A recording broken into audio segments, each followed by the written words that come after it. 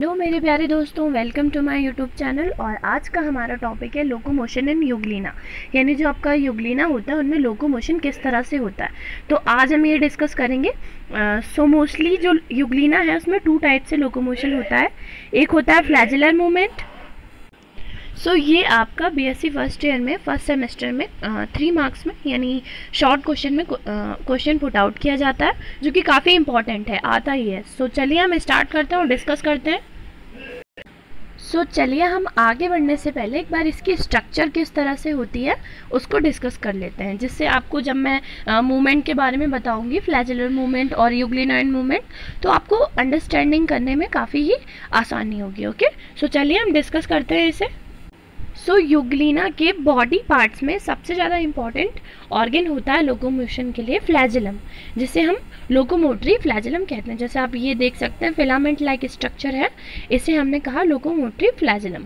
Okay, फिर ये और भी स्ट्रक्चर आते हैं, cytopharynx, short flagellum, reservoir, large contractile vacuole, accessory contractile vacuole and mastigonemes. जैसे ये फ्लैजिला है, इस फ्लैजिला के ऊपर ऐसे छोटे छोटे फाइबर लाइक स्ट्रक्चर जुड़े हुए होते हैं, उन्हें मैस्टिगोनीम्स कहते हैं। फिर न्यूक्लियस पार्ट आता है, जिसमें आपका न्यूक्लियर मेम्ब्रेन, न्यूक्लियोलस और न्यूक्लियोप्लाज्म और क्रोमोसोम्स होता है। ओके, फिर उसके बाद मायोनीम्स, जो कि इनको फोटोसिंथेसिस में काफ़ी ज़्यादा हेल्प करते हैं। फिर अंदर जो लिक्विड भरा होता है उसे एंडोप्लाज्म कहते हैं, और बाहर एपिडर्मिस के पास जो फ्लूइड होता है उसे हम एक्टोप्लाज्म कहते हैं। आउटर जो इनकी बॉडी की आउटर वॉल होती है या आउटर लेयर होती है उसे हम पेलिकल कहते हैं। फिर क्लोरोप्लास्ट इनको फोटोसिंथेसिस प्रोसेस में या फूड बनाने की प्रोसेस में काफ़ी ज़्यादा हेल्प करता है।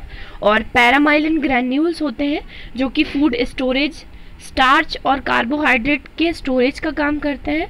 और इनके अंदर ब्लीफेरोप्लास्ट होते हैं। और पैराफ्लैजिलर बॉडी और स्टिग्मा, इसका भी लोकोमोशन में फ्लैजिलर मूवमेंट में काफ़ी बड़ा रोल होता है। ओके, चलिए हम स्टार्ट करते हैं और डिस्कस करते हैं लोकोमोशन। मैंने यहाँ पे आपको 2 डायग्राम शो किए, एक युगलिना विरिडिस का है जो कि कलरफुल है, और एक युगलिना ग्रासिलिस का है जो कि कलरलेस है। तो आपको अपने एग्जाम्स में ऐसे ही युगलिना का डायग्राम शो करना होगा, बनाना होगा। ओके, चलिए आगे बढ़ते हैं। ये भी सेम ही है, वही इसमें भी ऑर्गेनेल्स प्रेजेंट है, आप इसको देख सकते हैं। ओके, चलिए हम आगे बढ़ते हैं और लोकोमोशन को डिस्कस करते हैं। चलिए मेरे प्यारे दोस्तों, अब हम स्टार्ट करते हैं लोकोमोशन युगलिना में किस तरह से होता है। सबसे पहले हमें पता होना चाहिए कि लोकोमोशन का मीन्स क्या होता है, मतलब क्या होता है। Locomotion is the process by which an organism move from one place to another. मतलब लोकोमोशन ऐसा प्रोसेस है जिसमें कोई भी ऑर्गेनिज्म, चाहे वो प्रोटोजोन्स हो, चाहे वो एनिमल्स हो, हमारे ह्यूज एनिमल्स, एनेलिडा, आर्थ्रोपोडा और भी मैमेलिया, जितने भी ये हैं हमारे ग्रुप्स, फाइलम्स, और इनसे बिलोंग करते हो एनिमल्स, वो एक प्लेस से दूसरे प्लेस पर मूविंग करें, इसी प्रोसेस को हम कहते हैं लोकोमोशन। ओके, युगलिना में 2 टाइप से मूवमेंट्स होता है, एक होता है फ्लैजिलर मूवमेंट और एक होता है युगलिनॉइड मूवमेंट। और आपका जो फ्लैजिलर मूवमेंट है, इसकी मैकेनिज्म 2 टाइप से होती है। ओके, चलिए हम डिस्कस करते हैं flagellar movement in Euglena.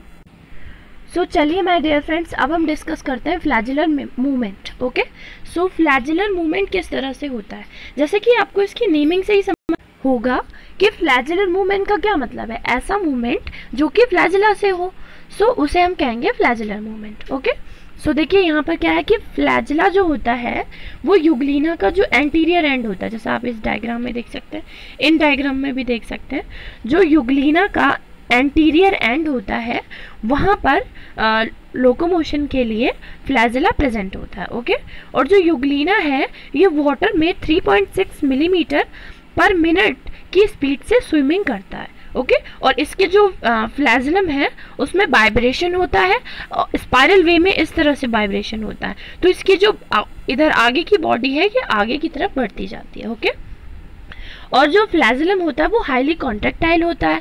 Contractile का मीन्स है ये सिकुड़ सकता है, ज़्यादा सिकुड़ सकता है। मान लीजिए यहाँ पर ये वाटर प्रेजेंट है और युगलिना प्रेजेंट है, इस तरह से ये इसका लोकोमोटरी ऑर्गन है।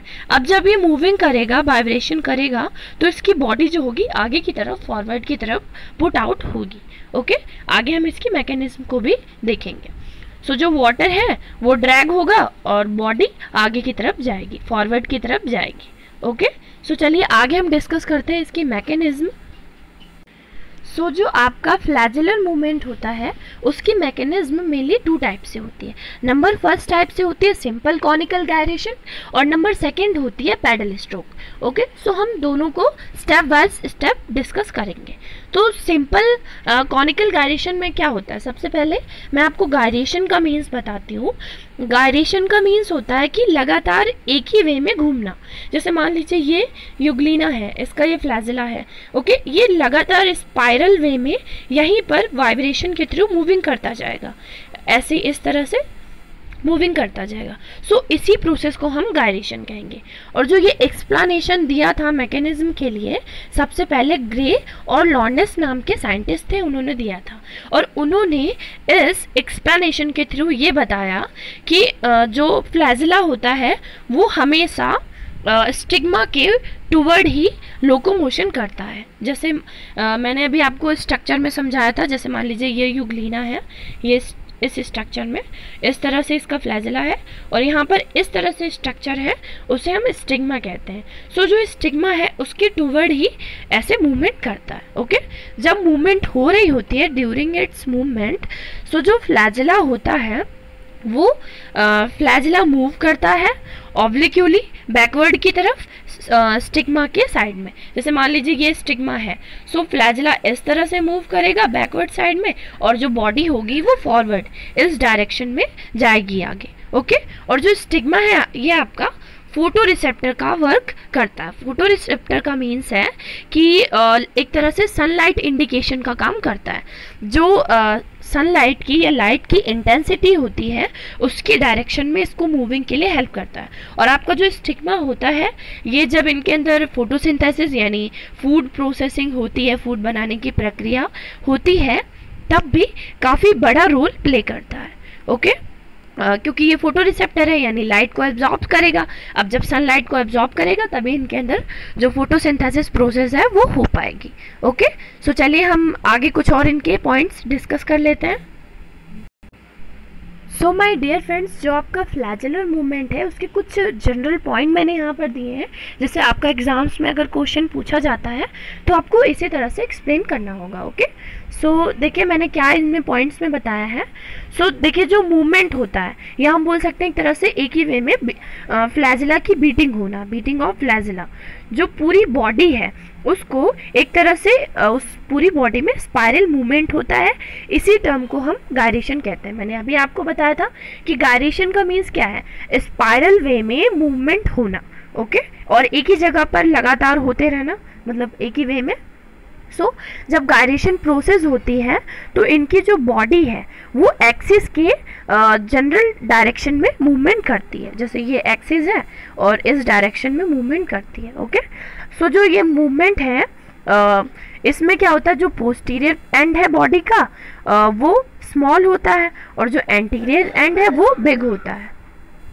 ठीक है, जैसा आप इस डायग्राम में देख सकते हैं कि ये देखिए एंटीरियर एंड है वो ह्यूज है, थोड़ा बिग है, और जो पोस्टीरियर एंड है वो थोड़ा स्मॉल है। ओके, सो जो इनका फ्लैजिला है ये जब वाइब्रेशन करेगा या गायरेशन प्रोसेस करेगा तो इनकी जो बॉडी होगी इस तरह से मूवमेंट करेगी। ओके, ये देखिए पुशिंग फोर्स इस तरह से, और ये बेस है टिप का, और ये देखिए base to tip direction of movement. ठीक है, इसी प्रोसेस को हम अंडुलेशंस कहते हैं। सो जब मूवमेंट होती है तो जो बॉडी है वो एंगल बनाती है एक्सिस से 30 डिग्री का। मैं आपको एक डायग्राम शो करती हूँ, आपको उसमें डायग्राम को देखना है सिर्फ। देखिए माय डियर फ्रेंड्स, जैसा कि आपको इस डायग्राम में दिख रहा होगा कि देखिए इस तरह से स्पाइरल वे में होती है मूवमेंट। ओके, और जो ये एंगल है एक्सिस से इसकी यूग्लिना की बॉडी का 30 डिग्री बनता है। ओके, सो आई थिंक आपको ये समझ में आया होगा। सो इनकी जो फ्लैजिलम होता है इनका, वो फ्लैजिलम उसकी मान लीजिए जब वो मूवमेंट करता है वाटर में तो उसकी मूवमेंट की जो फ्लैजिला की स्पाइरल वे में मूवमेंट होती है उसकी बीट्स पर सेकेंड में 12 होती है, यानी 12 बार कॉन्ट्रेक्टाइल होता है वो फ्लैजिला जब वाटर में वो मूवमेंट करता है 1 सेकेंड में। ओके, सो आई थिंक आपके लिए अंडरस्टैंडेबल रहे होंगे। चलिए आगे बढ़ते हैं। माय डियर फ्रेंड्स, अब हमने पढ़ा सिंपल गायरेशन, जो कि कॉनिकल गायरेशन था। अब हम पढ़ेंगे पैडल स्ट्रोक, जो कि इनकी सेकेंड टाइप की मैकेनिज्म होती है। सो इसमें मोस्टली क्या होता है कि जब इनके अंदर रैपिड लोकोमोशन होती है तब ये पैडल स्ट्रोक की तरह वर्क करते हैं। ओके, रैपिड मतलब एक ही वे में फ्लैजिला मूव करता जाता है। ओके, जैसे मान लीजिए पानी में रैपिडली मोशन करेंगे, ठीक है। और जो इस मूवमेंट में क्या होता है कि जो फ्लैजिला है ये पैडल स्ट्रोक की तरह वर्क करता है। पैडल स्ट्रोक का मतलब है कि जब आपने देखा होगा कि नाव पानी में चल रही हो, तो मान लीजिए नाव पानी में चल रही होती है, तो चप्पू जिसे हम पैडल कहते हैं, पैडल से हम स्ट्रोक देते हैं, पुश करते हैं और बैकवर्ड की तरफ पुश करते हैं, और जो बॉडी होती है वो फॉरवर्ड की तरफ मूव करती है, आगे की तरफ। ओके, सो सेम वही कंडीशन यहाँ पर होती है यूग्लिना के साथ। सो इसमें क्या होता है कि जो ये सिंगल स्ट्रोक होता है इसमें दो मोशन कंसिस्ट होते हैं। एक आपका इफेक्टिव स्ट्रोक और एक यहाँ पे कॉमा होना चाहिए, एक आपका रिकवरी स्ट्रोक। ओके, जब इफेक्टिव स्ट्रोक हो रहा होता है सो जो फ्लैजिलम होता है वो पीछे की तरफ यानी बैकवर्ड की तरफ, और जब रिजिडिटी होती है रिकवरी स्ट्रोक की तब आगे की तरफ। ओके, सो जो फ्लैजिलम होता है वो फॉरवर्ड यानी पीछे की तरफ रिलैक्स होता है, और बॉडी जो होती है कर्व शेप में आती है और आगे की तरफ मूव करती है। आप एक नाव का एग्जांपल ले सकते हैं, जब हम चप्पू चलाते हैं सो जो चप्पू जब हम पीछे की तरफ ऐसे पुश करते हैं तो नाव आगे की तरफ बढ़ती है। ऐसे ही जैसे आप इस डायग्राम में भी देख सकते हैं, ठीक है। इसी मूवमेंट को हम लैशी मूवमेंट कहते हैं। सो आप इस डायग्राम को समझने की कोशिश करेंगे। सो इस डायग्राम को ध्यान से देखिए। मान लीजिए ये हमने माना कि कोई बॉडी है इसकी यूग्लिना की। ओके, अब देखिए मैं इफेक्टिव स्ट्रोक के बारे में आपको समझा रही हूँ। अभी देखिए इस तरह से मूवमेंट करते हुए आया और जो डायरेक्शन थी मूवमेंट की वो इधर रही। अब देखिए क्या हुआ कि रिकवरी स्ट्रोक में जब बॉडी थी वो इस तरह से मूवमेंट की और फ्लैजिला था इस तरह से। इफेक्टिव स्ट्रोक इसे कहते हैं और रिकवरी स्ट्रोक इसे कहते हैं। ओके, जो लोकोमोशन की डायरेक्शन है वो, ठीक है। अब देखिए फ्लैजिलम जो होता है वो मूव्स करता है फॉरवर्ड, रिलैक्स कंडीशन होती है, और जो बॉडी है वो कर्व्ड हो जाती है। फ्लैजिलम का जो स्ट्रक्चर है वो कर्व हो जाता है, और जो वाटर का रेसिस्टेंस है वो इसे रिड्यूस करता है। सो आप इस डायग्राम से सही से अंडरस्टैंड कर सकते हैं। ओके, सो आई थिंक आपको ये समझ में आया होगा। चलिए आगे बढ़ते हैं और हम यूग्लिनॉइड मूवमेंट के बारे में डिस्कस करते हैं। ओके, सो मेरे प्यारे दोस्तों अब हम डिस्कस करेंगे यूग्लिनॉइड मूवमेंट। यूग्लिनॉइड मूवमेंट कहाँ पर होता है? जहाँ पर मान लीजिए रफ स्पेसेस होते हैं या मान लीजिए सूखी जगह होती है, वहाँ पर यूग्लिना मूव करते हैं, उसी मूवमेंट को हम कहते हैं यूग्लिनॉइड मूवमेंट। ओके, सो चलिए देखते हैं, इसे डिस्कस करते हैं इसमें क्या क्या है। सो देखिए इसमें क्या होता है कि जो पैडल लाइक मूवमेंट होती है उससे बॉडी फॉरवर्ड की तरफ मूव करती है। अब जब क्या होता है कि फ्लैजिलर मूवमेंट के समय पे कॉन्ट्रैक्शन हो, हम जानते हैं कि जब फ्लैजिलर मूवमेंट होते हैं तो जो फ्लैजिला की कॉन्ट्रैक्शन है वो पेरिफेरल फाइबर्स उनके अंदर होते हैं, वो कॉन्ट्रैक्शन करते हैं और मूवमेंट होती है। सो जो फ्लैजिलर मूवमेंट होती है उसमें बॉडी आगे की तरफ बढ़ती है एंड लोकोमोशन करते हैं ये।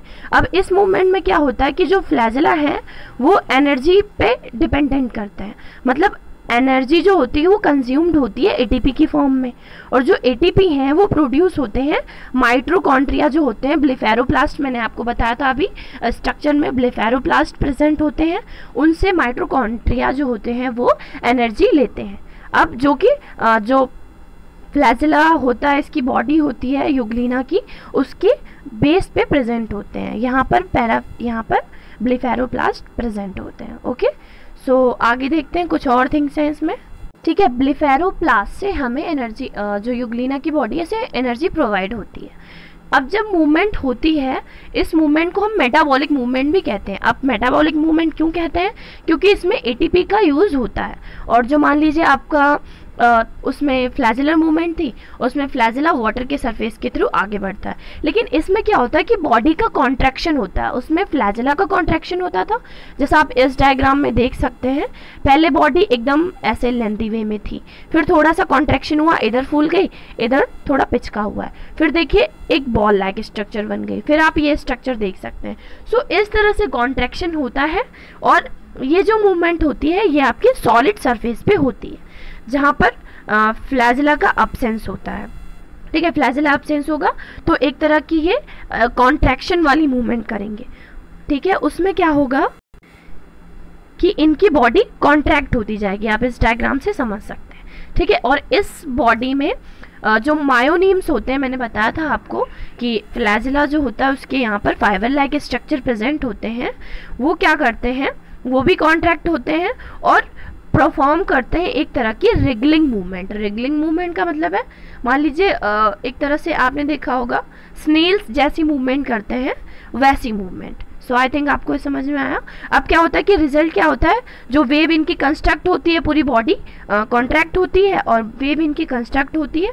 सो पूरी बॉडी में जो एक्सपेंशन होता है वो पास होता है और बॉडी फॉरवर्ड की तरफ, आगे की तरफ मूवमेंट करती है। ओके, सो आई थिंक ये आपके लिए अंडरस्टेबल रहे होंगे।